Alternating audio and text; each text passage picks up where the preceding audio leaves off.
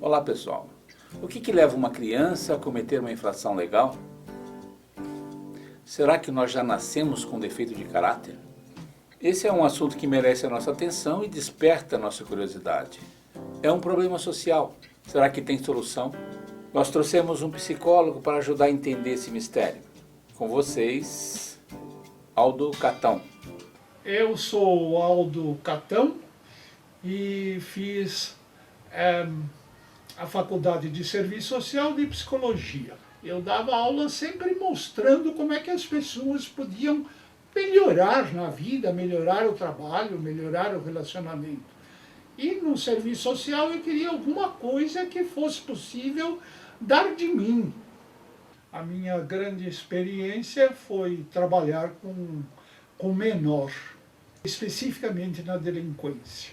Então você podia dar orientação para aquelas crianças que realmente precisavam se nortear na vida. Eu trabalhei quase 50 anos. O meu trabalho consistia em numa entrevista para ver as possíveis causas sociais, psicológicas, que induziam aquela criança a uma infração legal. Nesse serviço que se chamava Estudos Juvenis, sobre distúrbios de comportamento. Então a delegacia de menores recebia o infrator e passava para nós.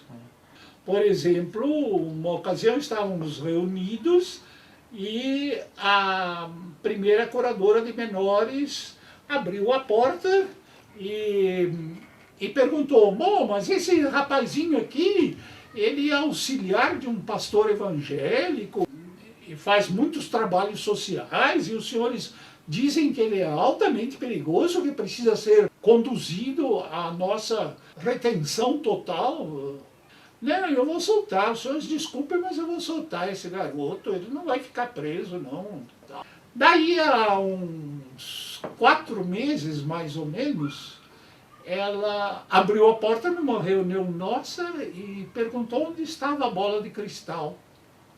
Mas que bola de cristal? Não, os senhores se lembram daquele caso do auxiliar do pastor e tal? Os senhores disseram que era altamente perigoso. Sim, o que aconteceu? Ele sequestrou um ônibus às 6 horas da manhã, com 7 pessoas dentro, levou para as imediações ao estádio do Morumbi, que estava sendo construído na época, e ele incendiou o ônibus e matou 7 pessoas queimadas, vivas. Eu estou entrevistando um rapaz. O rapaz tem 12 anos, está vindo à entrevista comigo com um braço, se não me engano o esquerdo, numa tipóia. Está vindo do Hospital das Clínicas, do HC. Saiu do HC. O que aconteceu com o seu braço? Eu levei um tiro. Levou um tiro? E eu estou lendo o processo. Levou um tiro. E tive 1 semana no Hospital das Clínicas, mas agora eu já estou bom, já está funcionando bem o meu braço e tal. Mas consta aqui que você matou 2 soldados. Você trocou tiros com a polícia? Isso mesmo, vocês começaram a atirar e eu atirei também. E aí? Mas eu matei 2. Eu levei 2. E se eles tivessem te acertado? Se o tiro, em vez de te pegar nos braços, pegasse no seu coração? 2-1, né? Que eu vou fazer? E deu uma risadinha. 12 anos. Houve um caso na Inglaterra em que 2 moleques, ali ao redor dos seus 10, 11 anos, 2 moleques torturaram e mataram, com requintes incríveis de perversidade, um garotinho de 4 ou 5 anos. E os 2 menores, de 10 ou 11 anos por aí, foram condenados à prisão perpétua. Então aquilo repercutiu no mundo inteiro, né? Puxa, condenar uma criança de 10 anos à prisão perpétua? Eu morei num prédio, ele era quase totalmente habitado por médicos. Inclusive, o síndico era um médico. E nós formávamos um conselho. E o zelador nos trouxe um caso arrepiante. Um garoto de 8 anos se juntou lá com a patota dele e perseguiram dentro do prédio um gato até matá-lo a pedradas. O caso foi ao conselho, claro. Bom, aí o pai era um médico. Nós chamamos o cidadão para vir escutar o que o zelador estava contando.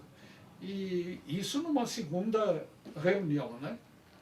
Porque o médico disse, isso é coisa de criança, pô. Quem é que já não fez, matou passarinho, fez alguma coisa desse tipo, pô?